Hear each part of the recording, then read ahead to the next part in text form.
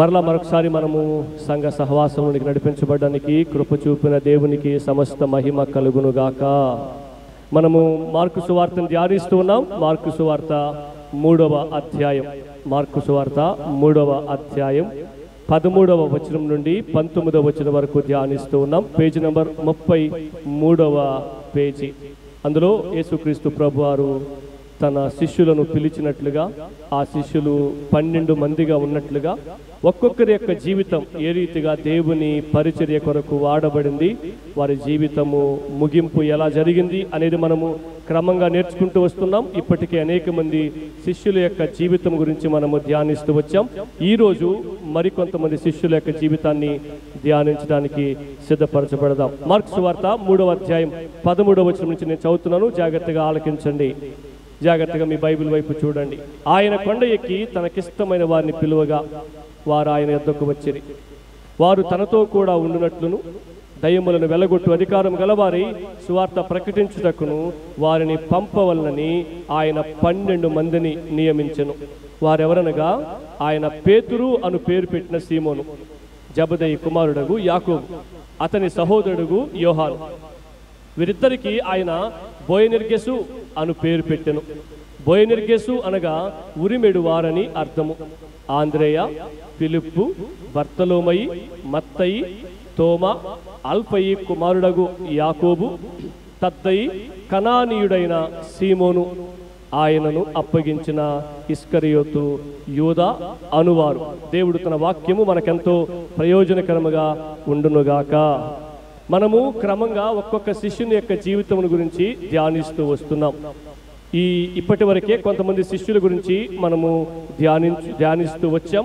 ఈరోజు మరికొంతమంది శిష్యుల గురించి, వారి జీవితం ఏ రీతిగా ప్రభు కొరకు పనిచేసింది అనే విషయాల గురించి మనము ధ్యానిస్తాం. ఈరోజు ఒకేసారి 3 శిష్యుల యొక్క జీవితం గురించి మనం ధ్యానిస్తాం. ఎందుకంటే చాలా తక్కువ ఉంది వాళ్ళ గురించి బైబిల్ గ్రంథంలో. వాళ్ళ జీవితం ఏ రీతిగా కొనసాగించబడింది, వాళ్ళు ఎలా రక్షింపబడ్డారు, వాళ్ళు ఎలా ప్రభు కోసం బ్రతికారు, వాళ్ళు ఎలా చనిపోయారు అనే విషయాలు చాలా తక్కువగా రాయబడ్డాయి బైబిల్ గ్రంథంలో. కాబట్టి 3 శిష్యుల జీవితాలు ఒకే రోజు మనం చూడడానికి ప్రయత్నం చేస్తాం. మొట్టమొదటిగా నేను ఈ పరిచయ మాటలు చెప్తాను, జాగ్రత్తగా ఆలకించండి. స్కాట్లాండ్ దేశంలో లివింగ్ అనే సహోదరి నివాసం ఉంటూ ఉండేది. ఆమె 21 సంవత్సరాలకే చనిపోయింది. 21 సంవత్సరాలకే ఆమె చనిపోయింది. చనిపోతే ఆ దేశమంతా ఏడ్చిందంట. ఆ సహోదరి 21 సంవత్సరాలకే చనిపోతే, 21 సంవత్సరాల సహోదరి చనిపోతే ఆ దేశమంతా ఏడ్చిందంటే ఏముంది ఆమెలో ప్రత్యేకత? దేశమంతా ఏడ్చిందంటే చాలా గొప్ప ప్రత్యేకతే ఉంటుంది, లేకపోతే దేశమంతా ఏడవదు కదా. అంత గొప్ప ప్రత్యేకత ఆ సహోదరికి ఏముంది అంటే, ఆమె 100 మంది రక్షింపబడ్డానికి కారకురాలైందంట. యేసుక్రీస్తుని రక్షకుడిగా అంగీకరించడానికి ఆమె కారకురాలైందంట. 100 మంది రక్షింపబడ్డానికి ఆమె కారకురాలైంది. అంత మాత్రమే కాదు, మరొక ప్రాముఖ్యత ఉంది ఆమె యొక్క జీవితంలో. ఆమె క్రమంగా, అంటే ప్రతిరోజు ఆమె ఏ టైం ఏర్పాటు చేసుకుందో ప్రార్థన చేసుకోవడానికి, ప్రతిరోజు ఆమె 300 మంది సేవకుల గురించి ప్రార్థన చేసేదంట. 300 మంది పేర్లు ఆమె డైరీలో రాసుకొని ఒక్కొక్క సేవకుని పేరు తలుస్తూ ఆ సేవకుల గురించి ప్రార్థన చేస్తూ వచ్చేదంట. ఆమె చనిపోయిన తర్వాత అనేక మంది ఆమె డైరీ చూసినప్పుడు 300 మంది సేవకుల యొక్క పేర్లు ఆమె డైరీలో ఉన్నాయంట. 300 మంది సేవకుల యొక్క పేర్లు రాసి ప్రతి ఒక్క సేవకుల గురించి ప్రతి నిత్యం ఆమె ప్రార్థన చేస్తూ వచ్చేదంట. 100 మంది రక్షింపబడ్డానికి ఆ సహోదరి కారకురాలైంది. ఆమె బ్రతికున్నప్పుడు ఆమె గురించి ఎవరికీ తెలియదంట. ఆమె బ్రతికున్నప్పుడు ఎంతమంది సేవకుల కొరకు ఆమె ప్రార్థన చేస్తుందని, కానీ ఇన్ని 100 మంది రక్షణకు ఆ 21 సంవత్సరాల లోపు ఉన్న సహోదరి కారకురాలైందని కానీ ఆ దేశ ప్రజలకు ఎవరికీ తెలియదంట. కానీ ఆమె చనిపోయిన తర్వాత ఎంతో గొప్ప సాక్ష్యాన్ని ఆమె సంపాదించింది, ఎంతో గొప్ప పేరుని ఆమె సంపాదించింది. ఎందుకు ఆమె జీవితాన్ని నేను ఉదాహరణగా మీకు తెలియపరిచానంటే, ఇలా ఆ సహోదరి వలె చాలా మంది దేవుని బిడ్డలు, దేవుని కొరకు బ్రతుకుతున్నవారు తెలియబడకుండానే ఉన్నారు. చాలామంది దేవుని బిడ్డలు దేవుని కొరకు పనిచేస్తున్నవారు సమాజంలో గుర్తింపు లేకుండా కొనసాగుతూనే ఉన్నారు. అయితే ఒకవేళ మనుషులు గుర్తించకపోవచ్చేమో, ఒకవేళ సమాజం గుర్తించకపోవచ్చేమో, కానీ దేవుడు ప్రతిదాన్ని లెక్కలోకి తీసుకొస్తాడు. హల్లెలూయా. ఆయన దేనిని మర్చిపోయే దేవుడు కాదని మనం గుర్తుపెట్టుకోవాలి. ఎందుకు ఈ సహోదరిని ఎగ్జాంపుల్గా చెప్పినానంటే, ఈరోజు మనం ముగ్గురు వ్యక్తుల గురించి చూడబోతున్నాం. ఆ ముగ్గురు వ్యక్తులు కూడా చాలా సామాన్యులు, మామూలు వ్యక్తులు. ఒక్క మాటలో చెప్పాలంటే వాళ్ళు అనామకులు అంటాం. అనామకులు అంటే ఎవరికి తెలియని వారు, ఎవరికి పరిచయం లేని వారు, ఎవరి దగ్గర ఏ గుర్తింపు తెచ్చుకొని వారు. వాళ్ళని దేవుడు తనకు శిష్యులుగా ఎన్నుకున్నట్లుగా మనం ఈరోజు చూడబోతా ఉన్నాం. దేవుని వాక్యంలో కూడా ఆ ముగ్గురు గురించి చాలా తక్కువగా రాయబడింది, చాలా తక్కువగా రాయబడింది. ఈ ముగ్గురు ఎవరు అంటే ఆ వచనాల్లో మనం చూస్తాం. ఒకసారి ఈ ముగ్గురు ఎవరు అంటే, మొట్టమొదటి శిష్యుడు ఎవరు అంటే ఆ ముగ్గురులో అల్ఫయి కుమారుడగు యాకోబు. ఈరోజు మనం ఆ యాకోబు గురించి ధ్యానం చేస్తాం. అల్ఫయి కుమారుడగు యాకోబు. ఈయనకి ఇంకొక పేరుంది, చిన్న యాకోబు. ఏ యాకోబు? చిన్న యాకోబు. ఎందుకు చిన్న యాకోబు అని అన్నారంటే 17వ వచనంలో కూడా ఒక యాకోబు కనిపిస్తాడు మనకు. ఏ యాకోబు అయినా చూడండి, 17వ వచనం చూడండి. జబదయి కుమారుడగు యాకోబు. ఇక్కడ శిష్యుల్లో ఒక యాకోబు ఆల్రెడీ జబదయి కుమారుడైన యాకోబు ఉన్నాడు కాబట్టి ఇప్పుడు ఆ 12 మందిలో ఇంకొక యాకోబుని చూస్తున్నాం మనం. ఆయన అల్ఫయి కుమారుడగు యాకోబు. అందుకనే ఈయన ఏమన్నారంటే చిన్న యాకోబు అని పిలవడం జరిగింది. రెండో శిష్యుడి పేరు మొట్టమొదటిగా అల్ఫయి కుమారుడగు యాకోబు అనగా చిన్న యాకోబు అని కూడా మనం గుర్తుపెట్టుకోవచ్చు, రాసుకోవచ్చు. రెండవదిగా జెలోతే అనబడిన సీమోను. అక్కడ ఏమని రాయబడి ఉంటుందంటే 18వ వచనం చివరిలో కనానీయుడైన సీమోను అని రాయబడి ఉంటుంది. కనానీయుడైన సీమోను అని రాయబడి ఉంటుంది. కనానీయుడైన సీమోను అన్న, జెలోతే అనబడిన సీమోను అన్న ఒక్కరే. ఒక్కొక్క చోట ఒక్కొక్క రకంగా రాయబడినట్లుగా మనం చూస్తాం. మూడోది అక్కడ తద్దయి అని రాయబడిన చూడండి. అల్ఫయి కుమారుడగు యాకోబు అన్న పక్కనే తద్దయి అని రాయబడింది. ఈరోజు వీళ్ళ ముగ్గురిని గురించి మనము ధ్యానిస్తాం. అల్ఫయి కుమారుడైన యాకోబు, కనానీయుడైన సీమోను, తద్దయి. ఈ తద్దయికి 3 పేర్లున్నాయి. ఈ తద్దయికి 3 పేర్లున్నాయి. ఒక చోటేమో లెబ్బయి అని రాసుంటారు, అది ఆయన పేరే. ఇంకో చోట ఏమో ఇప్పుడు మార్క్స్ వార్తలు ఏం రాస్తున్నారు, తద్దయి అని రాస్తున్నారు. ఇంకొక చోట యోధా అని రాసుంటారు. యోధా అంటే ఇస్కరియోతు యోధా కాదు. ఈ తద్దయి లెబ్బయి అని పిలువబడుతున్న యోధా అంటే శిష్యుల్లో సీమోను అని పిలువబడే వాళ్ళు 2 ఉన్నారు. ఒకరు సీమోను పేతురు, ఇంకొకరు కనానీయుడైన సీమోను. అలాగే శిష్యుల్లో 2 యాకోబులు ఉన్నారు. ఒక యాకోబు జబదయి కుమారుడైన యాకోబు, ఇంకో యాకోబు అల్ఫయి కుమారుడైన యాకోబు. అలాగే శిష్యుల్లో 2 యోధాలు ఉన్నారు. ఒక యోధా ఏమో ఇస్కరియోతు యోధా, అలాగే తద్దయి లెబ్బయి యోధా అని పిలువబడుతున్న వ్యక్తి. ఒక్కడికే 3 పేర్లు వచ్చాయి. అంటే ఒక చోటేమో లెబ్బయి అని వాడారు, ఒక చోటేమో తద్దయి అని వాడారు, ఒక చోటేమో యోధా అని వాడారు. ఆ 3 పేర్లు ఒక వ్యక్తికి సంబంధించినవే. మనం శిష్యుల గురించి చదివినప్పుడు, మార్క్స్ వార్త చదివినప్పుడు, లూకాసు వార్త చదివినప్పుడు, తర్వాత పుస్తకాలు చదివినప్పుడు ఒక్కొక్క చోట ఒక్కొక్క రకంగా రాయబడి ఉంటుంది వీళ్ళ పేర్లు. అలా రాయబడినంత మాత్రాన ఈ లెబ్బయి వేరు, తద్దయి వేరు, యోధా వేరు అని అనుకోకూడదు. ముగ్గురు ఒకటే అని మనం ఆలోచన చేయాలి. నేను అక్కడికి వెళ్ళిన తర్వాత ఆ యోధా గురించి ఆలోచన చేస్తున్నప్పుడు నేను వాళ్ళ గురించి నేను మీకు వివరంగా తెలియజేస్తా. ఇదిగో ఈ చిన్న యాకోబు, అల్ఫయి కుమారుడైన యాకోబు అని పిలువబడుతున్న ఈయన కానీ, కనానీయుడు అలాగే జెలోతీయుడు అని పిలువబడుతున్న ఈ సీమోను కానీ, అలాగే తద్దయి, లెబ్బయి, అలాగే యోధా అని పిలువబడుతున్న ఈ వ్యక్తి కానీ చాలా సామాన్యులు, చాలా మామూలు జీవితాన్ని జీవిస్తున్న వారే. ఇంకా చెప్పాలంటే ఇంకా చాలా దయనీయమైన స్థితిలో ఉంటున్న వారే. మనకు రిలేటివ్స్, బంధువులు, స్నేహితులు చాలా మంది ఉంటారు. కానీ వీళ్ళకి అంత ఇన్ఫ్లుయెన్స్, పలుకుబడి కూడా ఉండేది కాదు. వీళ్ళు చాలా మారుమూల ప్రాంతానికి కూడా చెందినవారు. వీళ్ళకి ఏ గుర్తింపు లేదు. అయితే మామూలు మనుషులైనా చనిపోయేలోపు మహానుభావులుగా మార్చబడ్డారు. హల్లెలూయా. వాళ్ళ పుట్టుక, వాళ్ళ జీవితం మామూలుదే ఉండొచ్చు.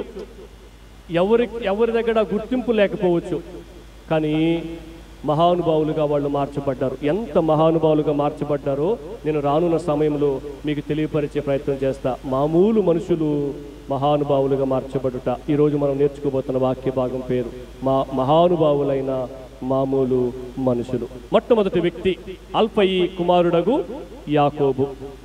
జబదయి కుమారుడైన యాకోబు వేరు, అల్ఫయి కుమారుడైన యాకోబు వేరు. బైబిల్ గ్రంథంలో నలుగురు యాకోబులు ఉన్నారు. ఎంతమంది యాకోబులు ఉన్నారు? నలుగురు యాకోబులు ఉన్నారు కదా. మనకు కథలు చెప్తే బాగా అర్థమవుతాయి, వాక్యం చెప్తే బాగా అర్థం కాదు. కథ చెప్తే బాగా వినసొంపుకుంటుంది, నవ్వుకోవచ్చు, ఎంటర్టైన్ అవ్వచ్చు, మోటివేట్ అవ్వచ్చు, బా కథ బలే ఉందిరా అనుకోవచ్చు, బాగా వినబడుతుంది, బాగా అర్థమవుతుంది కూడా, బాగా గుర్తుంటుంది కూడా. కానీ కథలు మన జీవితానికి ఏమాత్రం మేలు చెయ్యవు. వినడానికి బాగుంటుంది, అర్థం చేసుకోవడానికి బాగుంటుంది, అబ్బా బాగుందిరా కథ అని చెప్పుకోవడానికి బాగుంటుంది, కానీ జీవితానికి ఏమాత్రం ప్రయోజనకరం కాదు. జీవితానికి మేలు చేసేది ఏంటంటే కథలు కాదు, వాక్యం. కాబట్టి వాక్యాన్ని వినడాన్ని అలవాటు చేసుకోవాలి. మనం మొదటి నుంచి వాక్యం మీదే మనం ఎక్కువ దృష్టి పెట్టాలి. వాక్యం మన జీవితానికి చాలా మేలు చేస్తుంది. వాక్యం చేసినంత మేలు ఇంకేది చేయదు. కాబట్టి వాక్యాన్ని మీరు అర్థం చేసుకునే ప్రయత్నము చేయండి. కొద్దిగా మీరు మనసు పెడితే ఈజీగా అర్థమవుద్ది. ఈ అల్ఫయి కుమారుడగు యాకోబు, బైబిల్లో నలుగురు యాకోబులు ఉన్నారు కదా, మొదటి యాకోబు గురించి నేను మీకు తెలియజేస్తా. అక్కడే 17వ వచనంలో ఉంది, జబదయి కుమారుడగు యాకోబు. మనము 2 వారాల క్రితం ఈ యాకోబు యొక్క జీవితం గురించి ధ్యానించాం. ఇది మొదటి యాకోబు. ఈయన మొదటి యాకోబు. ఈయన సోదరుడు ఎవరంట? సోదరుడు యోహాను. అక్కడే ఉంది, అతని సోదరుడైన యోహాను అని. వీళ్ళు ఒక ఫ్యామిలీ. రెండో యాకోబు గురించి మనం చూస్తాం.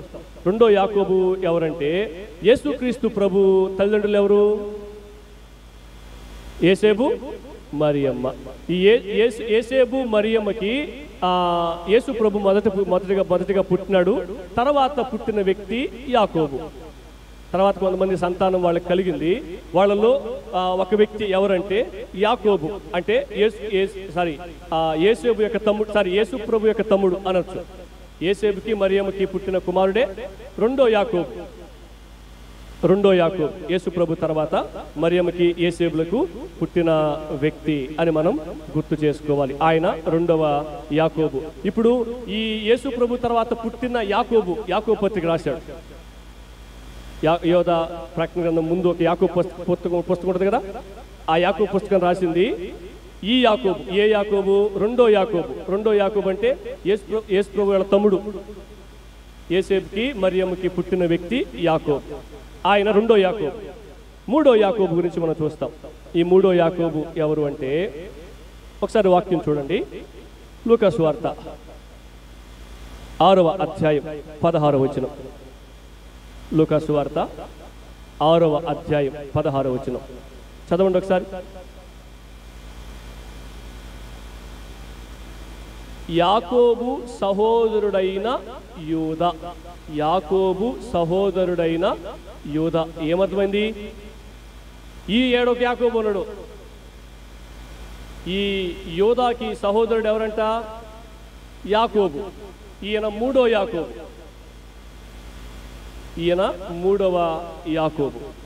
4వ యాకోబు ఇప్పుడు మనం చూస్తున్న యాకోబు. 4వ యాకోబు చూడండి. మరలా మనం వాక్య భాగాన్ని చూస్తాం. 18వ వచనం రాయబడిన మాట, అల్ఫయి కుమారుడగు యాకోబు. ఈరోజు మనము ఈ అల్ఫయి కుమారుడైన యాకోబు జీవితం గురించి ధ్యానిస్తాం. ఈయన శిష్యుడిగా ఉన్నాడు కాబట్టి ఆయన జీవితం గురించి మనము ధ్యానిస్తాం. మనకు వాళ్ళ నాన్న పేరు ఎక్కడ రాయబడి ఉంది? ఏం పేరు? అల్ఫయి. వాళ్ళ నాన్న పేరు అల్ఫయి అని రాయబడి ఉంది. మార్క్సు వార్త 15:40 చూడండి ఒకసారి. మార్క్సు వార్త 15:40 వాళ్ళ అమ్మ పేరు ఉంటుంది. మార్క్సు వార్త 15:40 వచనం, 15వ అధ్యాయం 40వ వచనం, పేజీ నెంబర్ 48వ పేజీ. చదవండి ఎవరైనా. వారిలో మగ్దలేని మరియయు, అదుగో చిన్న యాకోబు యోసే అనువారి తల్లి అయిన మరియా. చిన్న యాకోబు అంటే ఎవరు? చిన్న యాకోబు అని ఎందుకంటే పొట్టోడు అని అర్థం. పొట్టిగా ఉంటాడంట ఆయన. అందుకని చిన్న యాకోబు అని పిలిచారు. ఇంకొక అర్థం రావచ్చు ఏంటంటే, ఆల్రెడీ జబదయి కుమారుడు అనే యాకోబు శిష్యుల్లో ఉన్నారు కాబట్టి ఈయన్ని చిన్న యాకోబు అని పిలిచారు. ఇప్పుడు అక్కడ యేసు ప్రభువు చనిపోయి సమాధి చేయబడిన తర్వాత సమాధి దగ్గరికి మనము ఆ సూర్యోదయపు ఆరాధన ఈస్టర్ అప్పుడు ఈ వర్తమానాలు ధ్యానిస్తూ ఉంటాం. కొంతమంది యేసు ప్రభు యొక్క దేహానికి సుగంధ ద్రవ్యాలు పూయడానికి కొంతమంది స్త్రీలు వెళ్ళారు. వారిలో ఇదిగో ఈ మరియ కూడా ఉంది. ఈ మరియ ఎవరు అంటే చిన్న యాకోబు యోసే అనువారి యొక్క తల్లి, అంటే యేసు ప్రభు వాళ్ళ అమ్మ యొక్క చెల్లెలు. ఇద్దరు మరియమ్మలు యేసు ప్రభు అమ్మ వాళ్ళ యొక్క చెల్లెలు, సహోదరి. వాళ్ళతో పాటే సేవలో కొనసాగింది కడ వరకు. యేసు ప్రభు మీద ప్రేమ ఉంది కాబట్టి ఆయన చనిపోయినా ఆయన శరీరానికి సుగంధ ద్రవ్యాలు పూయడానికి వెళ్ళింది. ఇప్పుడు ఈ అల్ఫై కుమారుడైన యాకోబు వాళ్ళ అమ్మ పేరేంటి? మరియా. యాకోబు వాళ్ళ తమ్ముడి పేరు చదివితేనే మీరు దాంట్లో యాడ యోహాను ఏది పడితే చెప్పకూడదు, అక్కడ చదవండి. వారిలో మగ్దలేని మరియయు చిన్న యాకోబు యోసే అనువారి తల్లి అయిన మరియా. అల్ఫైకి మరియమ్మకి ఇద్దరు కొడుకులు. ఎవరోళ్ళు? చిన్న యాకోబు, యోసే అనువారు. యోసే అనువారు అటు చదవాలి వాక్యాన్ని, లొడలోడ చదువుకుంటూ పోకూడదు. చిన్న యాకోబు యోసే అను వారి యొక్క తల్లి. సో ఇప్పుడు ఈ యాకోబు వాళ్ళ నాన్న పేరు అల్ఫై, వాళ్ళ అమ్మ పేరు మరియా, సోదరుడు ఎవరంటే యోసే. ఇది వాళ్ళ ఫ్యామిలీ. ఈ యాకోబుకి మరొక పేరుంది, అది మీరు ఆల్రెడీ మీకు చెప్పిన, చిన్న యాకోబు, పొట్టివాడైన యాకోబు అని మనము చూడవచ్చు. అక్కడేమో అల్ఫై కుమారుడైన యాకోబు అని రాశారు, ఇక్కడేమో చిన్న యాకోబు అని రాశారు. చిన్న ఆయనైనా ఈయనైనా ఒకటే. చిన్న యాకోబు అంటే ఆయన పుట్టుకున్నాడంట, అందుకని చిన్న యాకోబు అని పిలవడం జరిగింది. ఆయన జీవితం గురించి, ఆయన పరిచర్య గురించి, ఆయన మరణం గురించి, ఆయన చావు గురించి, ఆయన ఎలా చనిపోయాడు అనే విషయం గురించి పెద్దగా బైబిల్ గ్రంథంలో రాయబడలేదు. పెద్దగా బైబిల్ గ్రంథం రాయబడలేదు. ఒకవేళ ఆయన గురించి రాయబడిన ఒకే ఒక ప్రత్యేకత ఏమైనా ఉందంటే, ఆయన ఎవరికీ తెలియనివాడు, ఎవరికి పరిచయం లేనివాడు, అనామకుడు అంటాం కదా, అనామకుడు. అలాంటి ఎవరికి పరిచయం లేని వ్యక్తిని, అనామకుడైన వ్యక్తిని దేవుడు పిలిచి అపోస్తలుడుగా ఎన్నుకున్నాడు. హల్లెలూయా. దేవుని కొరకు ఆ వ్యక్తి నియమించబడ్డాడు. 12 మందిలో ఒకరిగా నియమించబడ్డాడు. ఇప్పుడు మీరు గమనించండి, చాలా మందికి ఈ భావన ఉంటుంది, చాలా మందికి ఈ ఆలోచన ఉంటుంది. ఏ ఆలోచన అంటే, నేను దేవుడిని నమ్ముకున్నా. చాలా మంది శిష్యుల గురించి మనం ఆలోచన చేశాం. వాళ్ళ జీవితం ఏమాత్రం సంతోషంగా భూమి మీద కొనసాగినట్టుగా చూడం. అలాగే వాళ్ళ చావు కూడా సంతోషంగా లేదు. కొంతమందిని ఏమంటారు, అడ్డంగా తలకిందులుగా సిలువ వేసి చంపేసినారు. కొంతమంది రాళ్ళతో కూడా చంపేసినారు. కొంతమందిని రంపంతో కోసి చంపేసినారు. కొంతమంది కర్రలతో కూడా చంపేసినారు. కొంతమందిని ఈటలతో బరిసెలతో పొడిచి చంపేసినారు. ఇలా ఈ మార్కు సువార్త రాసిన మార్కు అనే వ్యక్తిని అయితే కాళ్ళు చేతులకి తాళ్ళు కట్టి ఈడ్చుకుంటూ వెళ్ళిపోయారు రోడ్డు మీద. ఇవన్నీ మనం చూసినప్పుడు ఏ మాత్రం తృప్తిగా సంతోషంగా వాళ్ళ చావు కూడా లేదు. ఎందుకు? ఏం వచ్చింది, ఏం లాభం వచ్చింది, ఏం ప్రయోజనం వచ్చింది వాళ్ళకి? ఇలా వాళ్ళు యేసు ప్రభువుని నమ్ముకోవడం వల్ల. శిష్యులు కూడా అడిగారంటే ఒకసారి, ప్రభువా మేము నమ్ముకున్నాం, మాకేం ప్రయోజనం వచ్చింది అని అడిగారంట. యేసు ప్రభు ఏం చెప్పాడు చూద్దాం ఒకసారి. చూడండి ఒకసారి మత్తయి సువార్త 19వ అధ్యాయం. మత్తయి సువార్త 19వ అధ్యాయం 27వ వచనం 28వ వచనం ఒకసారి చూడండి. మత్తయి సువార్త 19వ అధ్యాయం 27వ వచనం 28వ వచనం చదవండి. పేతురు, ఇదిగో మేము సమస్తమును విడిచిపెట్టి నిన్ను వెంబడించితిమి గనుక మాకేమి దొరుకునని ఆయనను అడగ్గా. ఏమంటున్నాడు పేతురు? ఒక్క నిమిషం. ఏమన్నాడు పేతురు? ప్రభువా, మేము సమస్తాన్ని విడిచిపెట్టి నిన్ను వెంబడించినాం, మాకేమొస్తుంది చెప్పు అని అడిగారు. అప్పటికి వాళ్ళు చనిపోలే పాపం. వాళ్ళు యేసు ప్రభువుని నమ్ముకొని వాళ్ళు సేవలో కొనసాగిన తర్వాత ఎన్నో తిప్పలు పడ్డారు, ఎన్నో ఇబ్బందులు పడ్డారు. కుటుంబాలు విడిచిపెట్టారు, వాళ్ళ ఆరోగ్యాలు విడిచిపెట్టారు, వాళ్ళ సంతోషాన్ని విడిచిపెట్టారు. తర్వాత ముక్కు మొహం తెలియని వాళ్ళ దగ్గరికి వెళ్ళారు. సువార్త చెప్తా ఉంటే ఎన్నో హింసలు భరించారు, ఎన్నో వ్యతిరేకతలు భరించారు. చివరికి ఘోరాతి ఘోరంగా చంపివేయబడ్డారు. ప్రభా, మేము నిన్ను నమ్ముకున్నాం, మాకేమొస్తుంది అని అడిగాడంట. అయితే ప్రభు చెప్తున్న మాట చూడండి. యేసు వారితో ఇట్లా, నేను ప్రపంచ పునర్జనన మందు మనుష్య కుమారుడు తన మహిమగల సింహాసనం మీద ఆసీనుడై ఉన్నప్పుడు, అదిగో చూడండి, నన్ను వెంబడించిన మీరును 12 సింహాసనముల మీద ఆసీనులై ఇజ్రాయేలు 12 గోత్రముల వారికి తీర్పు తీరుస్తారు. హల్లెలూయా. ప్రభా, నేను నమ్ముకున్నాం, మాకేమొస్తుంది అని వాళ్ళు అడిగితే యేసు ప్రభు చెప్తున్న మాటని తెలుసా? ఇదిగో, నేను మహిమ పరచబడిన తర్వాత, అనగా పరలోక రాజ్యముతో నేను వచ్చినప్పుడు, లోకానికి తీర్పు తీర్చే సమయంలో సింహాసనం మీద కూర్చున్నప్పుడు మీరు కూడా 12 కుర్చీలు వేసుకొని నాతో పాటు కూర్చొని, అదిగో ఆ ఇజ్రాయేలీలందరికీ మీరేం చేస్తారంట? తీర్పు తీరుస్తారు. చూసావా? అనామకుడు, ఎవరికీ తెలియని వ్యక్తి. మీకు తెలుసా ఆయన పరిచర్య గురించి? ఆయన ఏ ఊరికి వెళ్ళాడు? ఇప్పుడు తోమా గురించి మనకు తెలుసు, భారతదేశానికి వచ్చాడు, మన తమిళనాడుకు వచ్చాడు, ఎలా సేవ చేశాడు, ఎలా చంపివేయబడ్డాడు అని తెలుసు. పేతురు గురించి తెలుసు, ఇంకా చాలామంది, యోధా గురించి తెలుసు, ఇంకా చాలామంది గురించి వాళ్ళు ఎలా చనిపోయినారు, ఎలా సేవ చేసినారు, ఎలా బ్రతికినారు అని దాని యోహాను గురించి మనకు తెలుసు, పేతురు గురించి మనకు తెలుసు. కానీ ఈ చిన్న యాకోబు గురించి బైబిల్ గ్రంథంలో కూడా రాయబడలేదు. దాని గురించి, ఆయన జీవితం గురించి ఎవరికీ తెలియదు. కానీ దేవుడు ఆయన్ని అపోస్తులుగా ఎన్నుకున్నాడు. అపోస్తులుగా ఎన్నుకున్న తర్వాత ఆయన సాధించిందేంటి? ఈ లోకంలో ఆయనకు వచ్చిన గుర్తింపు ఏంటి? చాలామంది పేరు కోసం, ప్రఖ్యాతి కోసం, ఆ గుర్తింపు కోసం, ఘనత కోసం, గౌరవం కోసం వెంపర్లాడతారు. ఈ భూమి మీద నువ్వే ఉండవు, నీ పేరు ఏముంటుంది? నీ ప్రఖ్యాతి ఏముంటుంది? నీ గుర్తింపు ఏముంటుంది?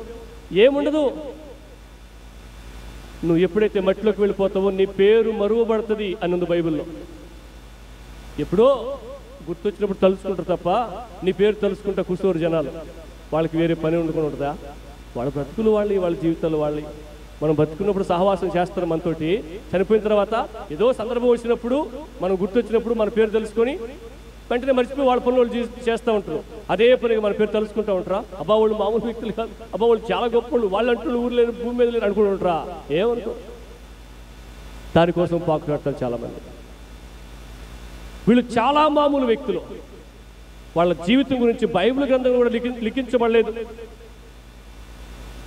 వాళ్ళు జీవించిన జీవితంలో అప్పుడు ఆ సమాజానికి, ఆ తర ప్రజలకి వాళ్ళు ఎంతో ప్రయోజనకరంగా బ్రతికుండొచ్చు. కానీ సమాజం మర్చిపోవచ్చేమో, నీ వాళ్ళు మర్చిపోవచ్చేమో, కానీ దేవుడు మర్చిపోడు. హల్లెలూయా. అందుకనే ఆయన వాక్యంలో ఇలా రాశాడు.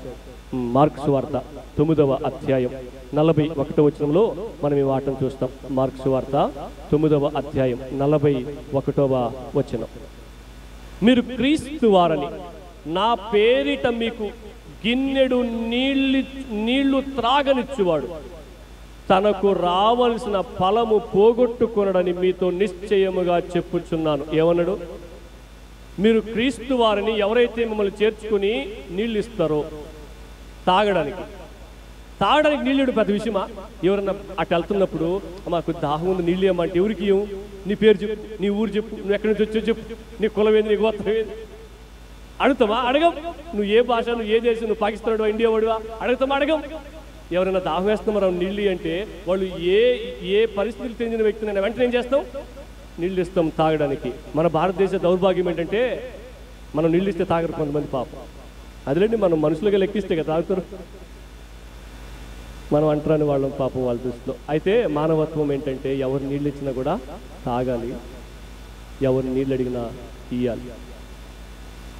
నేను ఈ మధ్య ఒక వీడియో చూసిన, సందర్భాన్ని బట్టి గుర్తు చేస్తున్నా. కొంతమంది భోజనానికి కూర్చో ఉన్నారు వరుసగా. ఒక అన్న బకెట్తోనో లేకపోతే డీస్తోనో అన్నం తెస్తున్నాడు. తెచ్చి గేడి తీసుకొని ఇట్లా ఇదిలిస్తున్నాడు వాళ్ళ మొహం.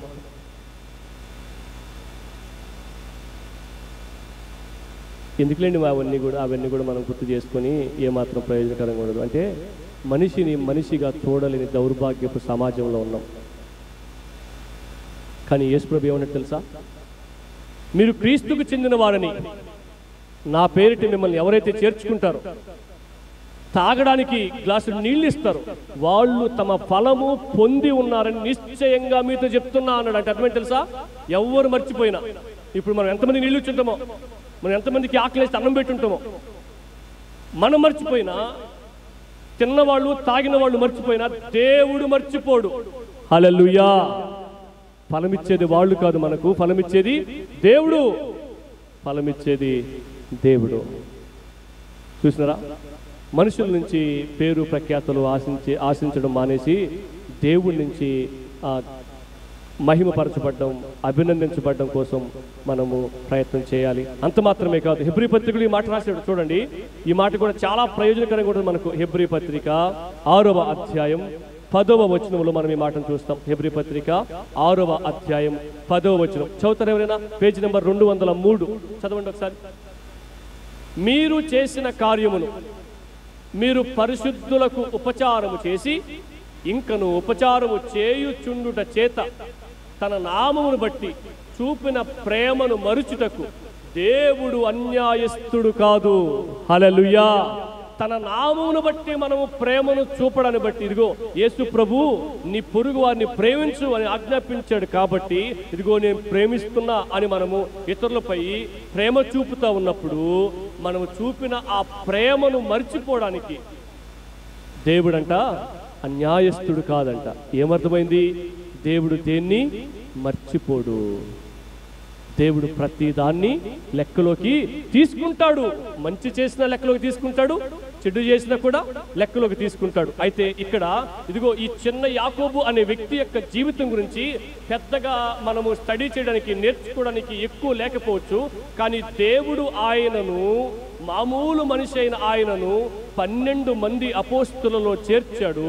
ఒకవేళ లోకం గుర్తించకపోవచ్చు, ఒకవేళ సమాజం గుర్తించకపోవచ్చు, ఒకవేళ బైబిల్ గ్రంథములో లిఖితపరచబడి ఉండకపోవచ్చు, కానీ పరలోక రాజ్యములో ఆయనకు దేవుడు విలువైన స్థానాన్ని ఇచ్చాడు అని మనం ఎప్పటికీ మర్చిపోకూడదు. మనం ఈ 2 వచనాలు చదివాం. ఆ వచనం బట్టి మనకి ఏమర్థమైందంటే, అరే కనీసం తాగడానికి నీళ్ళు ఇస్తేనే దేవుడు దాన్ని మర్చిపోడంట. మరి అంత గొప్ప పరిచర్య చేసి దేవుని కొరకు తన ప్రాణాన్నే ఇచ్చేసిన యాకోబుని దేవుడు మర్చిపోతాడా? మర్చిపోడు. ఒకసారి ఒక చిన్న ఉదాహరణ మీకు చెప్పనివ్వండి. ఒక సంఘంలో ఒక అక్క టీ ఏర్పాటు చేసేదంట. ఏం ఏర్పాటు చేసేది? టీ ఏర్పాటు చేసేది. టీ ఇప్పుడు ఎవరన్నా మనం వాళ్ళ ఇంటికి వెళ్ళాం, అమ్మా టీ ఇచ్చినారా నైనా అంటమా అట్లా అంటమా అను. అసలు టీ లెక్కలు ఉంది, అసలు టీచి పెద్ద విషయం కాదు అసలు అది. కానీ ఆ అక్కంట రక్షింపబడినప్పటి నుంచి సంఘములో టీ ఏర్పాటు చేస్తూ వచ్చిందంట. సంఘస్థులు ఎవ్వరూ పట్టించుకునేవాళ్ళు కాదంట. ఎందుకని? టీ ఏర్పాటు చేస్తున్నా ఆమె పెద్దగా పట్టించుకోవాల్సిన అవసరం లేదు. ఆమె పేరు ఇదిగో ఈ అక్కగారు రక్షింపబడినప్పటి నుంచి, చర్చి ప్రారంభించబడినప్పటి నుంచి టీ ఏర్పాటు చేస్తుంది, చప్పట్లు కొట్టండి అని అనపలేదంట. ఎందుకు? అది పెద్ద విషయం కాదు. చర్చికి 1 లక్ష రూపాయలు ఇచ్చింది అనుకో, అప్పుడు పెద్ద విషయం, అప్పుడు కొట్టాలి చప్పట్లు. అట్లా అయిపోయింది క్రైస్తవ సమాజం. కానీ సంఘం, సమాజం గుర్తించకపోవచ్చేమో, కానీ దేవుడు ఆమె టీ ఏర్పాటు చేసిన దాన్ని దేవుడు ఏం చేస్తాడు తెలుసా? పరిగణలోకి తీసుకుంటాడు. హల్లెలూయా. ఒకవేళ అదిగో ఆ కాళ్ళు తుడుచుకొని లోపలికి వస్తాం కదా మనం, ఆ పట్టని ఇదిలించి లోపలేసినా కానీ మనుషులు బట్టి ఇది పెద్ద పని కాదు, ఇది పెద్ద భక్తి కాదు, ఏమో పట్టి ఇదిలి చెట్ట వేయడం పెద్ద విషయమా అని అనుకొని వెళ్ళిపోయినా కానీ దేవుడు దాన్ని కూడా లెక్కలోకి తీసుకుంటాడంట. ఎంత గొప్ప దేవుణ్ణి కలిగి ఉన్నాం మనం, ఎంత గొప్ప దేవుణ్ణి కలిగి ఉన్నాం. అంత చిన్న చిన్న పనుల్ని పరిగణలోకి తీసుకున్న దేవుడు అక్కడ చదివే మనం చూపిన ప్రేమను బట్టి ఆయన ఫలమివ్వకుండా ఉండడానికి అన్యాయస్తుడు కాదు అని చూసాం. దేవుడు ఖచ్చితంగా మన కష్టాన్ని గుర్తించే దేవుడు. ఇంకా అనేక వాక్య భాగాలు మనము చూడొచ్చు. మీ ప్రయాసం ప్రభునందు వ్యర్థం కాదు అని 1 కొరింథీ పత్రిక 15వ అధ్యాయంలో మనం చూస్తాం. మీ ప్రయాస ప్రభునందు వ్యర్థం కాదు. ఒకవేళ నువ్వు లోకంలో ప్రయాసపడి నీ కష్టమంతా వ్యర్థమైపోవచ్చు. చాలా మంది ఇలా భావిస్తారు, ఇదిగో నువ్వు నమ్ముకున్నా, నీ వెంటనే తిరిగినా, జీవితం అంతా నీ వెనకనే వచ్చినా, చాలా ప్రయాసపడ్డా, నీ కోసం చాలా కష్టపడ్డా, కానీ నాకు వచ్చిన లాభం ఏంటి? నేనేం సాధించినా ఇన్ని సంవత్సరాలు నీ వెనక్కి తిరిగి అని బాధపడుతూ ఉండొచ్చు. అర్థమవుతుందా? చాలా ఎగ్జాంపుల్స్ ఉన్నాయి సమాజంలో. వ్యాపారవేత్తల్ని వెంబడించిన వారు, గ్రామ పెద్దల్ని వెంబడించిన వారు, రాజకీయ నాయకుల్ని వెంబడించిన వారు, సెలబ్రిటీస్ని వెంబడించిన వారు రేపు చివరికి ఒట్టి చేతులతో ఉండబోతున్నారు. అంతే. కానీ వాళ్ళు గుర్తుపెట్టుకోరు. తెలుసా మీకు? ఎలక్షన్ అప్పుడు చూపినంత మర్యాద, గౌరవం, ప్రేమ ఆఫ్టర్ ఎలక్షన్స్ నువ్వెవరో కూడా తెలియదు. మనకందరికీ ఎన్ని తెలిసిన విషయాలే. కానీ యేసుక్రీస్తు ప్రభును చేసిన చిన్న పనిని కూడా, చిన్న గుండు సూదంత పనిని కూడా దేవుడు ఏం చేస్తాడంట? పరిగణలోకి తీసుకొస్తాడు.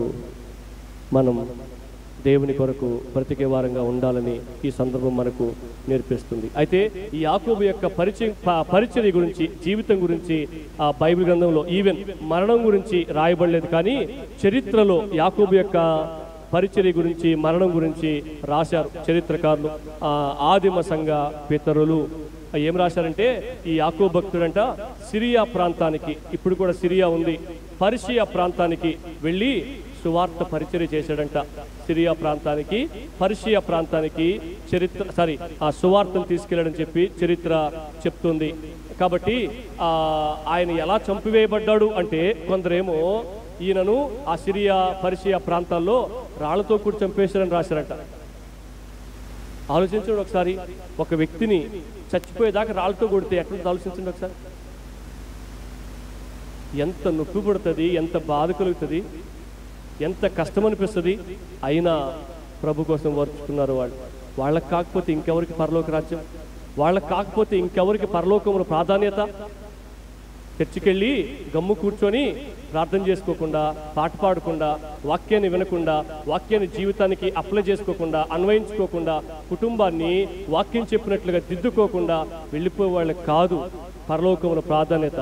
ప్రభు కోసం ఎవరైతే బ్రతుకుతారో, ప్రభు కోసం ఎవరైతే నిలువబడతారో, ప్రభు కోసం వీలైతే అవకాశం ఇస్తే, దేవుడు కృప చూపితే ప్రభు పనిలో తన ప్రాణాలైన పణంగా పెడతారో వారిదే పరలోక రాజ్యం. హల్లెలూయా. ఈయన పర్షియా ప్రాంతానికి, సిరియా ప్రాంతానికి సువార్తను తీసుకుని వెళ్ళి రాళ్లతో కొట్టి చంపబడ్డాడని కొందరు రాశారంట. మరలా ఆ కర్రలతో కొట్టి చంపబడ్డాడని రాశారంట. ఈయనంట చనిపోయేంత వరకు కర్రలతో కొట్టారంట. కొంతమంది రాశారంట అట్లా. తర్వాత కొందరేమో యేసు ప్రభులాగా ఈయన్ని కూడా సిలువ వేసి చంపారని చెప్పి రాశారు. ఏం సాధించారు వీళ్ళు? యేసు ప్రభుని నమ్ముకొని, యేసు ప్రభుని వెంబడించి,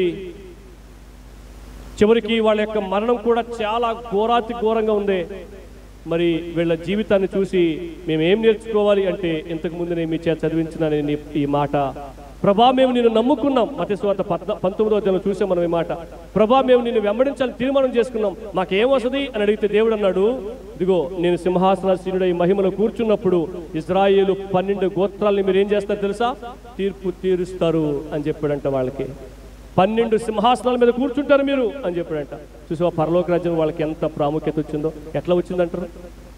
ఊరికినే వచ్చేసిందా? ఊరికి రాలా. వాళ్ళు ప్రభు కోసం బ్రతికారు, ప్రభు కోసం అనేక ప్రాంతాలకు వెళ్ళారు, ప్రభు కోసం చివరికి తమ ప్రాణాలని విడిచిపెట్టారు అని మనం గుర్తు చేసుకోవాలి. ఒకసారి ఈ వాక్య భాగం చూడండి. మార్కు సువార్త 10వ అధ్యాయం. మార్కు సువార్త 10వ అధ్యాయం 28వ వచనం నుంచి 31వ వచనం వరకు మనము చదువుదాం. అదే సందర్భం మనం చూస్తాం. మరలా చదవండి ఒకసారి. పేతురు, ఇదిగో మేము సమస్తమును విడిచిపెట్టి నిన్ను వెంబడించుతామని ఆయనతో చెప్పసాగాను. అందుకు యేసు ఇట్లనెను, నా నిమిత్తము, సువార్త నిమిత్తము ఇంటినైనను, అన్నదమ్ములనైనను, అక్క చెల్లెండ్రనైనను, తల్లిదండ్రులనైనను, పిల్లలనైనను, భూములనైనను విడనాడువాడు. ఇంతకీ ఇవన్నీ ఎందుకు విడిచిపెట్టాలంట? ఆయన నిమిత్తం, ఆయన సువార్త నిమిత్తం. చదువుతున్నారా మీరు బైబిల్? మీరు చూస్తున్నారా? మీ బైబిల్లో ఉన్నాయా అక్కడ? ఓకే. నా నిమిత్తం, నా సువార్త నిమిత్తం ఇంటినైనా, అన్నదమ్ములనైనా, అక్క చెల్లెళ్ళనైనా, తల్లిదండ్రులనైనా, పిల్లలనైనా, భూములనైనా లాక్కునేవాడు అనుందా? ఇస్తాడు అనుందా? ఉందా? మనకేం చెప్పారు? చర్చిలోకి తీసుకొచ్చినప్పుడు ఇస్తాడు వచ్చేయండి అని చెప్పారు. ఇక్కడేం రాసింది?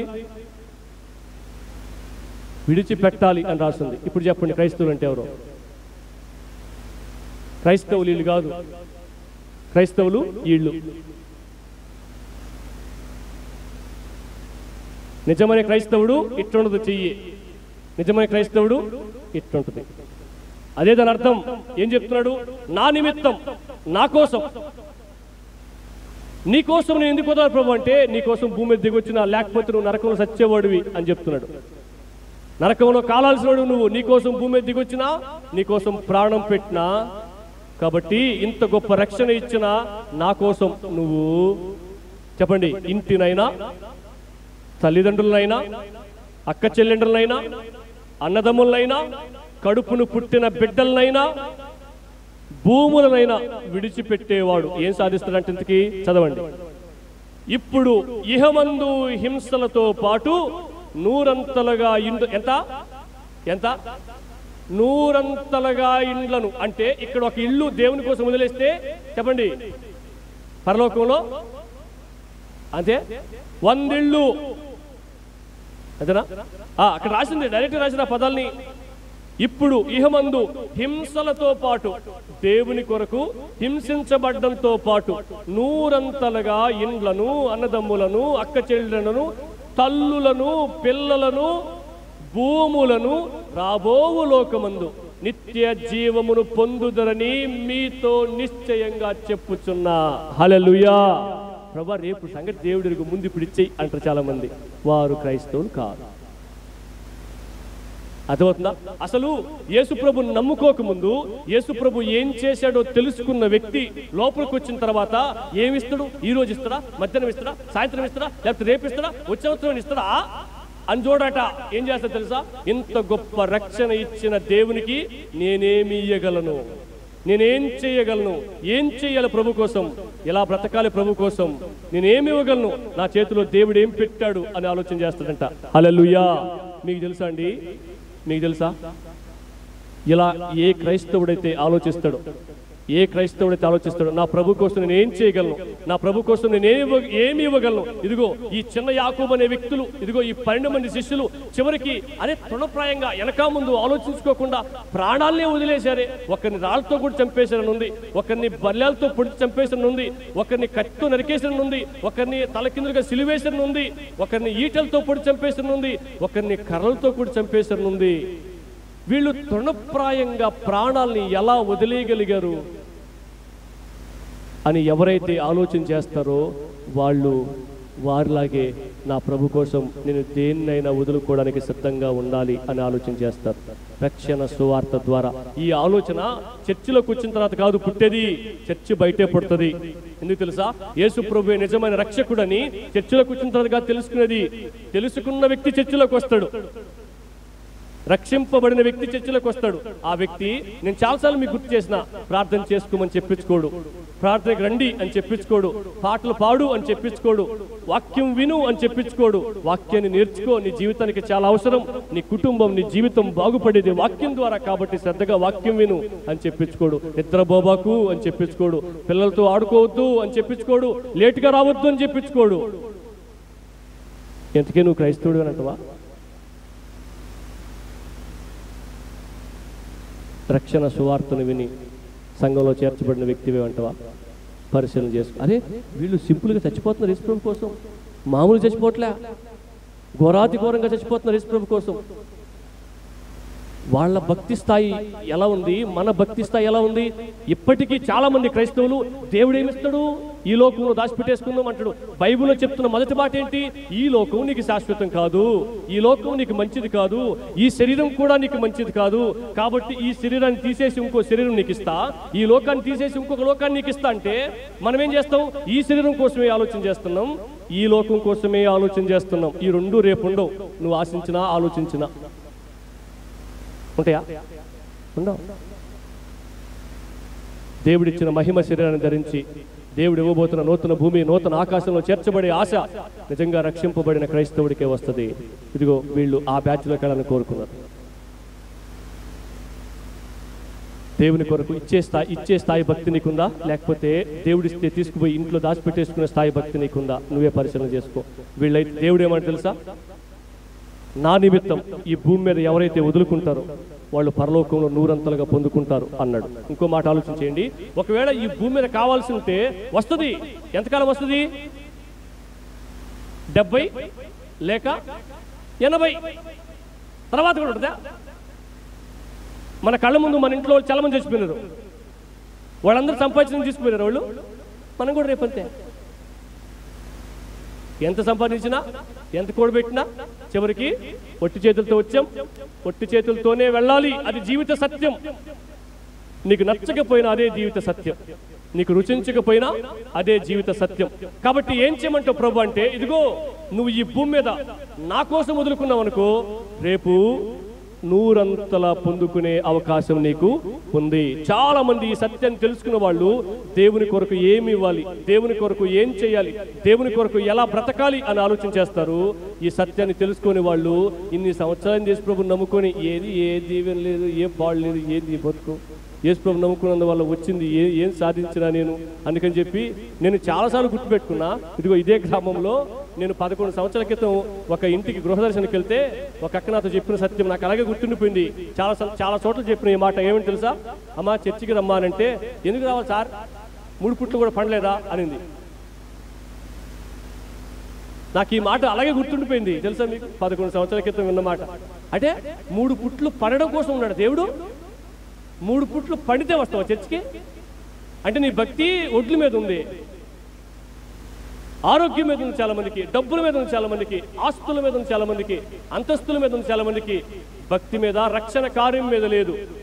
ఎందుకంటే అదే చెప్పి తెచ్చినారు మనల్ని కదా, అదే చెప్పి తెచ్చినారు లోపలికి. దేవుడు నీకు అన్ని ఇస్తాడు రా, నీకేం లేకపోతే అని చెప్పి తెచ్చినారు. కాబట్టి పాపం ఆ పిచ్చి తల్లి అదే నమ్మింది. ఏమని, దేవుడు నీకు 3 పుట్లు పండిస్తాడు రా అని చెప్పేదేమో. 3 పుట్లు పండ్ల వెనక్కి వెళ్ళిపోయింది. ఇప్పుడు రాళ్ళ తెచ్చుకోవాలి తెలుసా. అబద్ధ సువార్తను ప్రకటిస్తే అంత ప్రమాదం ఉంది.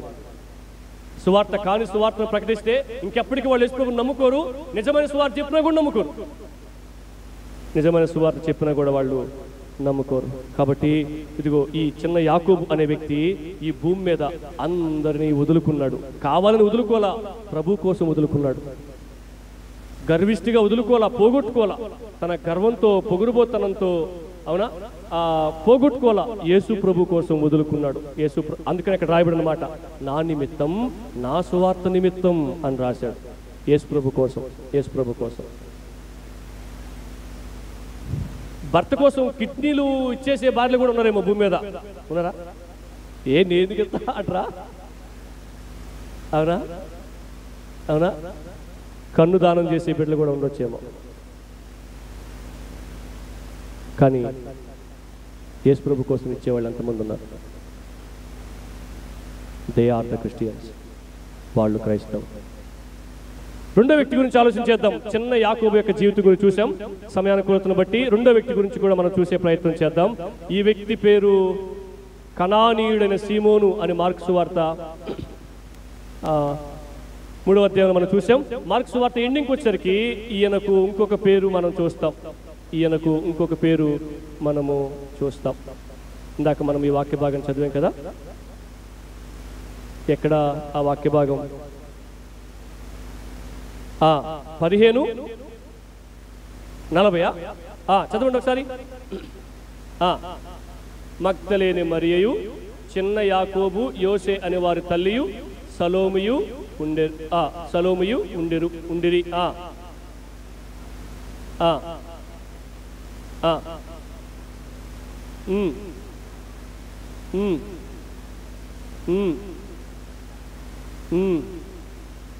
ఆ వాక్య భాగం కాదండి, మనం శిష్యుల లిస్టు చూసాం కదా ఒకసారి.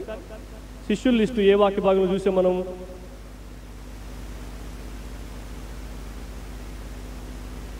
మార్కు సువార్త 15వ అధ్యాయం కదా చూసాం మనం. సరే, అదే కదా మనం చూసాం ఇప్పటి వరకు.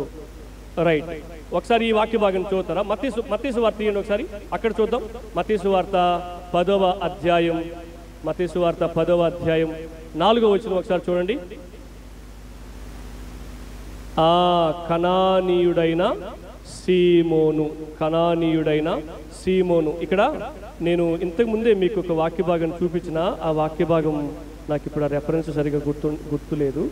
అక్కడ రాయబడి ఉంటుంది, ఏమని రాయబడి ఉంటుందంటే జలోతీయుడైన సీమోను అని రాయబడి ఉంటుంది. ఆ వాక్య భాగం చూస్తాం ఒకసారి ఎక్కడైనా. మార్క్స్ వార్తను ఇప్పుడు చూసాం మనం, జలోతే అనబడిన సీమోను అని చూస్తాం మనం.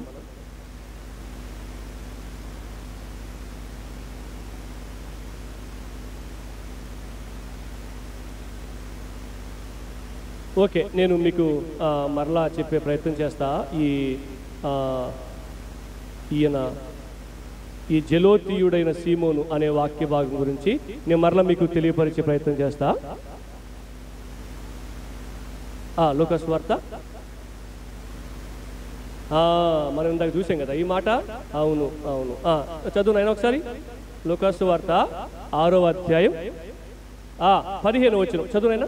మత్తయి, తోమా, అల్ఫై కుమారుడైన యాకోబు, అదిగో జలోతే అనబడిన సీమోను. జలోతే అన్న పేరు పైన ఒకటి ఉంది కదా, కింద చూడండి పుట్టినోట్లు ఏం రాయబడిందో, మతాభిమానియను. జలోతే అంటే అర్థం ఏంటంటే మతాభిమాని, మతనిష్ట కలిగిన వాళ్ళు అని అర్థం. మతం కోసం చంపడానికైనా చంపుతారు, ఏం చేయడానికైనా సిద్ధపడతారు మతాభిమానులు. మతము మనిషిని మార్చలేదు, మతం మనిషిని బ్రతికించలేదు. కానీ ఇదిగో ఈ సహోదరుడు, ఈ జలోతే అనబడిన సీమోను మాత్రం మతాభిమాని. జలోతే అన్న పదానికి ఏమని రాయబడింది? మతాభిమాని అని రాయబడింది. ఉదాహరణకి ఈ జలోతే అనే సీమోను గురించి నేను కొన్ని విషయాలు మీకు చెప్పే ప్రయత్నం చేస్తా. కరుణామయుడు సినిమా చూసారు ఎవరైనా? అవి చూడడం కదా, చూసినారా? కరుణామయుడు సినిమాలో మీరు సన్నివేశం చూడొచ్చు. కరుణామయుడు సినిమాలో ఈ ఇస్కరియోతు యోధ యేసు ప్రభు దగ్గరికి ఒక బ్యాచ్ని తీసుకొచ్చి పరిచయం చేస్తాడు. ఇదిగో ఈ ఇల్లు అని పరిచయం చేస్తాడు. ఏ బ్యాచ్ తెలుసు? అది ఉగ్రవాదుల బ్యాచ్, తీవ్రవాదుల బ్యాచ్.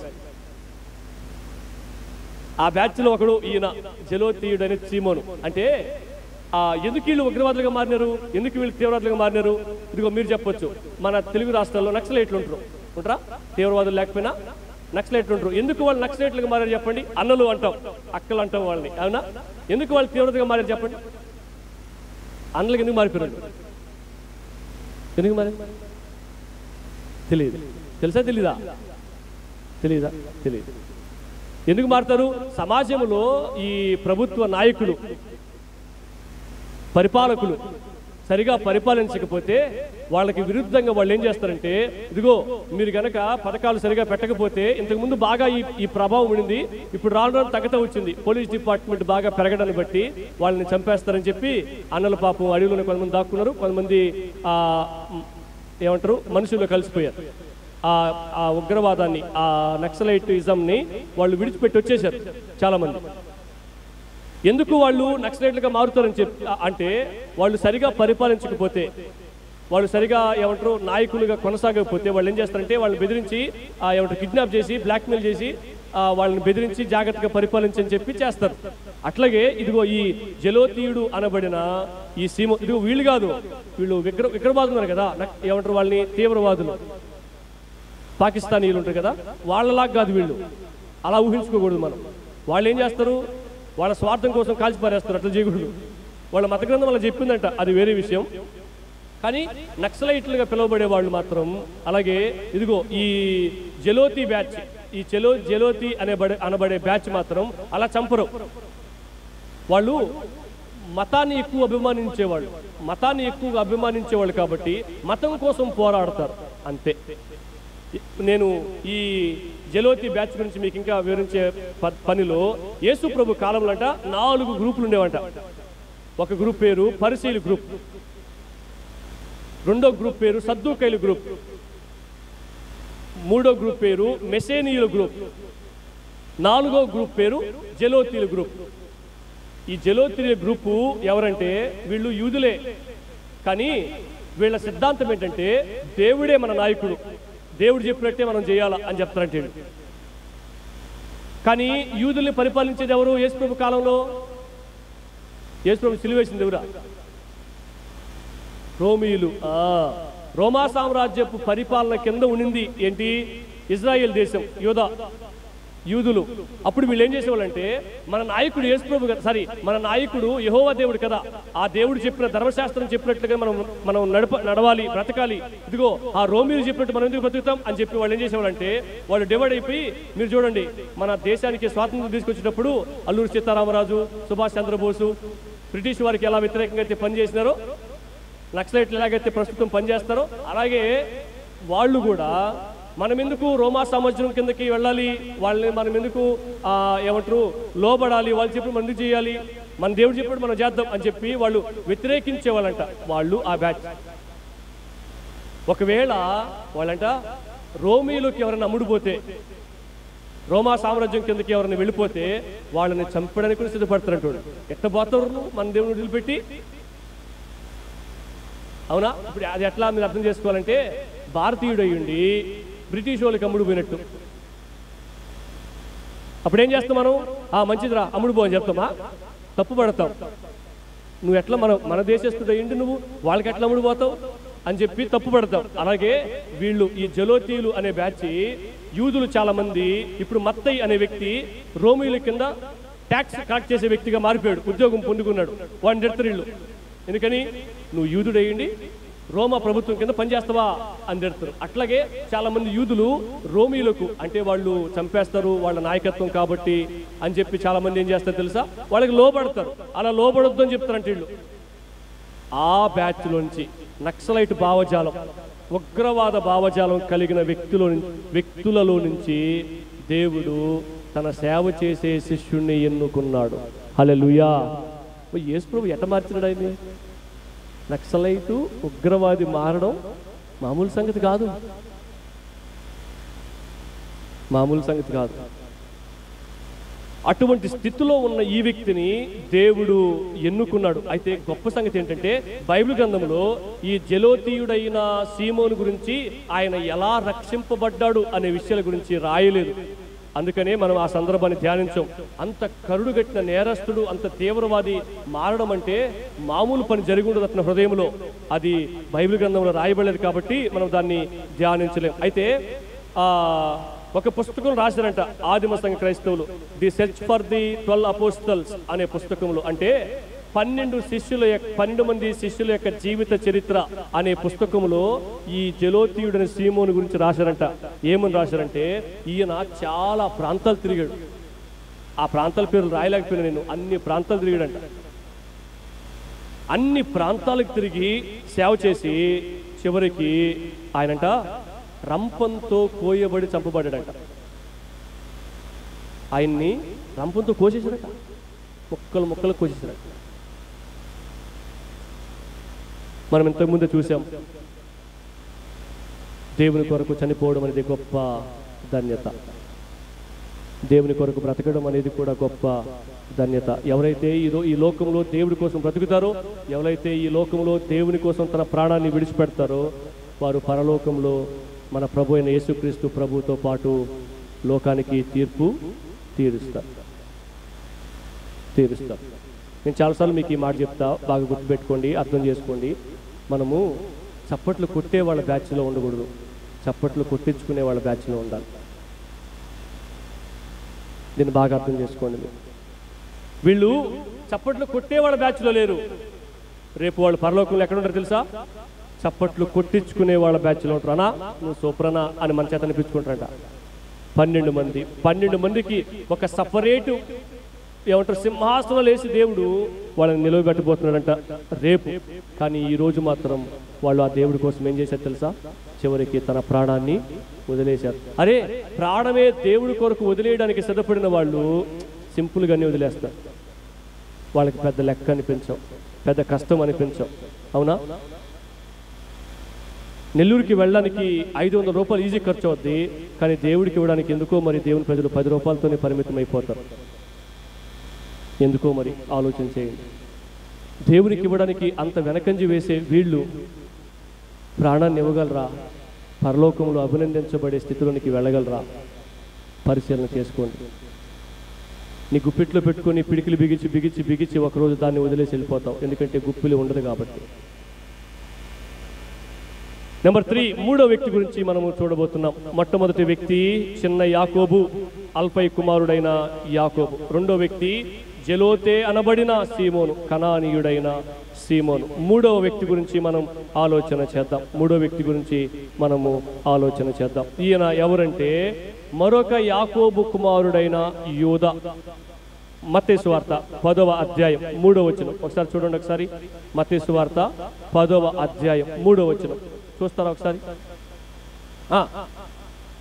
ఫిలిప్పు, బర్తలోమయి, తోమా, సుంకరి అయిన మత్తయి, అల్ఫై కుమారుడగు యాకోబు, అదిగో తద్దయి అను మారు పేరు గల లెబ్బయి. తద్దయి అని మారు పేరు కలిగిన లెబ్బయి. ఇదిగో ఇక్కడ 2 పేర్లు వచ్చేసినాయి. ఈ మూడో వ్యక్తి గురించి మనం చూడబోతున్నాం. యాకోబు కుమారుడైన యూదా. యాకోబు కుమారుడైన యూదా. ఈ వ్యక్తికి 3 పేర్లు ఉన్నాయి. ఒక పేరు యూదా, ఇస్కరియోతు యూదా కాదు, ఆ యూదా వేరు. ఇంకొక యూదా ఉన్నాడు, యాకోబు కుమారుడైన యూదా. ఈ యూదా అన్న పేరుకి అర్థం ఏంటంటే యెహోవా నడిపించును అని అర్థం అంట. ఎంత గొప్ప పేరు పెట్టుకున్నాడు ఆయన. యూదా అనే పేరుకి అర్థం యెహోవా నడిపించును అని అర్థం అంట. తద్దయి అన్న పేరుకి అర్థం ఏంటంటే పాలు తాగే పిల్లవాడు అని అర్థం అంట. పాలు తాగే పిల్లవాడు అని అర్థం అంట తద్దయి అన్న పేరుకి. లెబ్బయి అన్న పేరుకి అర్థం ఏంటంటే చిన్న పిల్లల మనసు కలిగిన వాడు అని అర్థం అంట. సింపుల్ చెప్పాలంటే తల్లిచాటు బిడ్డ అనుకోవాలి. చాలా మంది వాళ్ళ అమ్మ వెనకాలే తిరుగుతుంటారు, వాళ్ళ అమ్మ చుట్టూ తిరుగుతుంటారు, ఎంత పెద్దోళ్ళైనా ఎంత చిన్నోళ్ళైనా. అవునా? చూడండి, మీరు గమనించండి, తల్లిచాటు బిడ్డలు చాలా సెన్సిటివ్గా ఉంటారు. సెన్సిటివ్గా అంటే ఎట్లా, సున్నితంగా ఉంటారు. ఊరికి అన్నం అనుకో ఏడ్ చేస్తారు. అంత సెన్సిటివ్గా, అంత సున్నితంగా ఉంటారు తల్లిచాటు బిడ్డలు. అంత నెమ్మదిగా ఉంటారు, అంత ప్రశాంతంగా ఉంటారు. అటువంటి వ్యక్తిని దేవుడు సేవకి ఎన్నుకున్నాడు. అటువంటి వ్యక్తిని దేవుడు సేవకి పిలుచుకున్నాడు. ఈ యోధా గురించి కూడా చాలా తక్కువ రాయబడింది బైబిల్ గ్రంథంలో. ఒకే ఒక్క సందర్భం ఉందంట బైబిల్లో. ఆ సందర్భాన్ని ఇప్పుడు మనం చూడడానికి ప్రయత్నం చేద్దాం. యోహాను సువార్త 14వ అధ్యాయం. ఈ యాకోబు కుమారుడైన యోధా గురించి మనం చూస్తున్నాం. యోహాను సువార్త 14వ అధ్యాయం 21వ వచనం. 21వ వచనం నుంచి చదవండి ఒకసారి. నా ఆజ్ఞలను అంగీకరించి వాటిని గైకును వాడే నన్ను ప్రేమించువాడు. నన్ను ప్రేమించువాడు నా తండ్రి వలన ప్రేమింపబడును. నన్ను ప్రేమింపువాడు నా తండ్రి వలన ప్రేమింపబడును. తర్వాత నేనును వానిని ప్రేమించి వానికి నన్ను కనపరుచుకొందునని చెప్పెను. ఇస్కరియోతు కాని యూదా. ఎవరు? ఇస్కరియోతు యూదా ఒక ఆయన ఉన్నాడు. ఆ యూదా కాని యూదా ఇంకాయన ఉన్నాడంట. ఆ యూదా గురించి మాట్లాడుతున్నారు. ఇస్కరియోతు కాని యూదా అప్పుడు ఏమన్నాడంట? ప్రభువా, నీవు లోకమునకు కాక మాకు మాత్రమే నిన్ను నీవు కనపరుచుకుంటువేవని కనపరుచుకొనుటకేమి సంభవించనని అడిగాను. ఏమడిగాడు? యోధా యేసుని అడిగాడంట. ఏమడిగాడంటే, ప్రభా, నువ్వు అందరికీ కనపరుచుకోకుండా మాకు మాత్రం ఎందుకు కనపరుచుకున్నావు అని అడిగాడు. అందుకు యేసు ప్రభు చెప్తున్న సమాధానం, జవాబు చూడండి ఒకసారి. ఒకడు నన్ను ప్రేమించిన ఎడల వాడు నా మాట గైకొనును, అప్పుడు నా తండ్రి వానిని ప్రేమించును. మేము వాని యొద్దకు వచ్చి వాని యొద్ద నివాసము చేతుము. ఏమర్థమైంది? ఇక్కడ యోధా అనే వ్యక్తి యేసు ప్రభుని ఏమడిగాడంటే, ప్రభా, నువ్వు మాకు మాత్రమే ఎందుకు కనపరుచుకున్నావు, అందరికీ ఎందుకు కనపరుచుకోలేదు అని అడిగితే యేసు ప్రభు అన్న మాట ఏంటి తెలుసా? నన్ను ఎవరైతే ప్రేమిస్తారో వారికి మాత్రమే నన్ను నేను కనపరుచుకుంటా అన్నాడంట. హల్లెలూయా. ఎవరికి యేసు ప్రభు అర్థమవుతారు తెలుసా? ఆయన ప్రేమించే వాళ్ళకి. ఎవరికి యేసు ప్రభు అవసరం తెలుసా? ఆయన ప్రేమించే వాళ్ళకి. ఎవరికి వాక్యం తేనె కంటెను జుంటెత్తేనే దారుల కంటెను మధురంగా ఉంటే తెలుసా? ఆయన్ని ప్రేమించే వారికి. ఎవరికి శరాకు కూడా తెలుసా?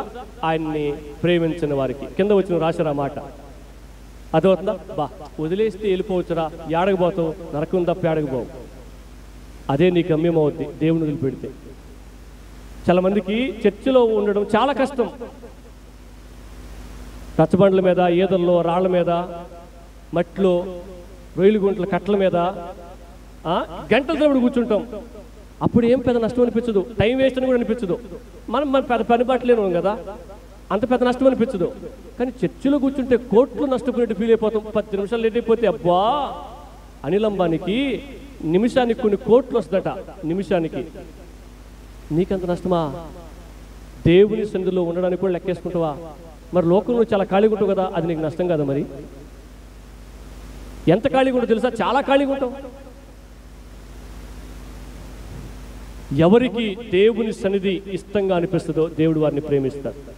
దేవుడు ప్రేమించేవారే, దేవుణ్ణి ప్రేమించేవారే దేవుని సన్నిధిని ప్రేమిస్తారు.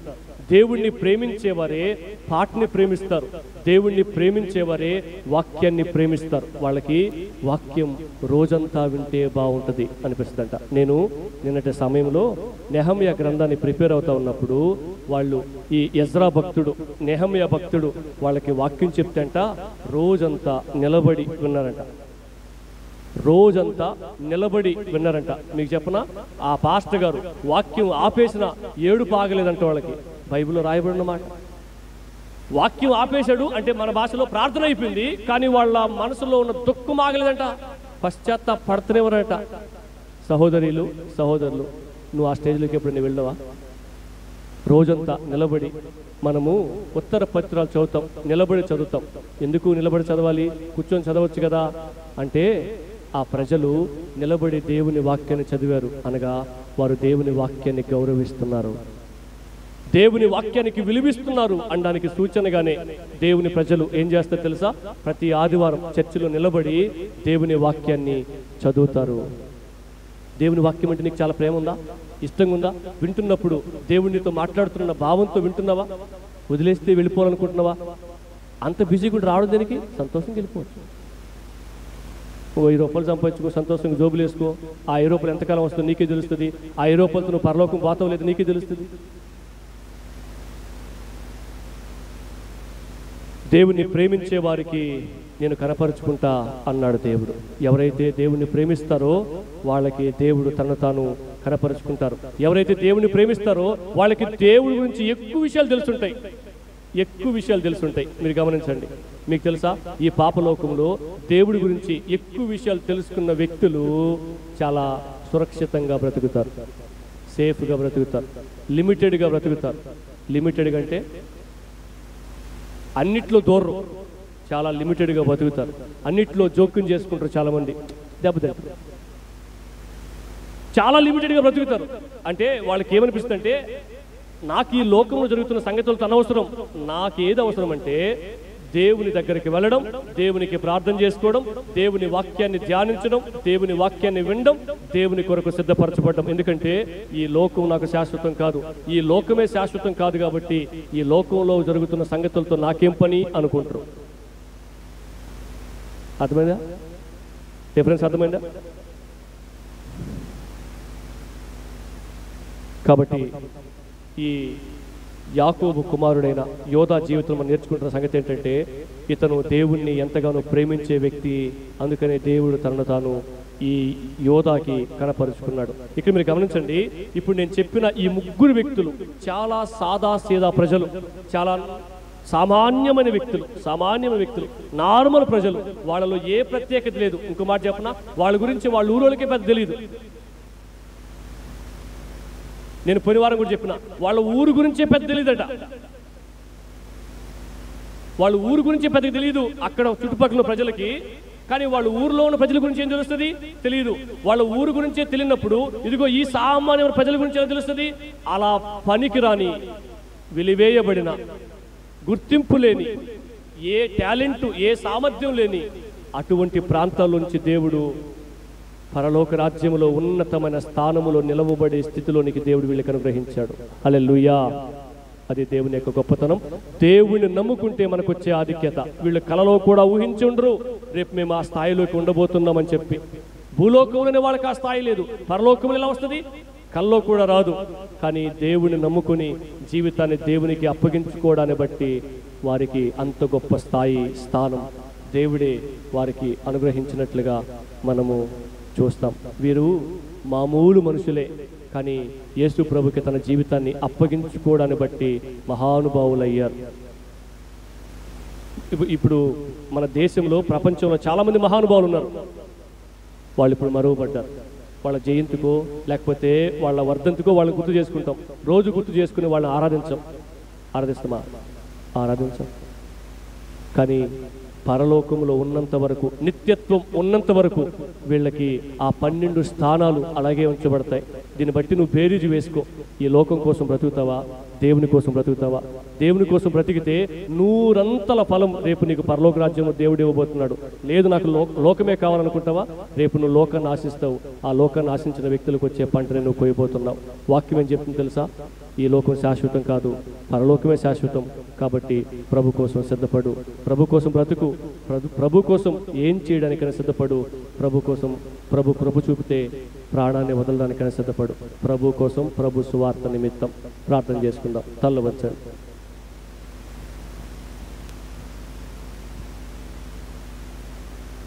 ప్రార్థన చేసుకుందాం.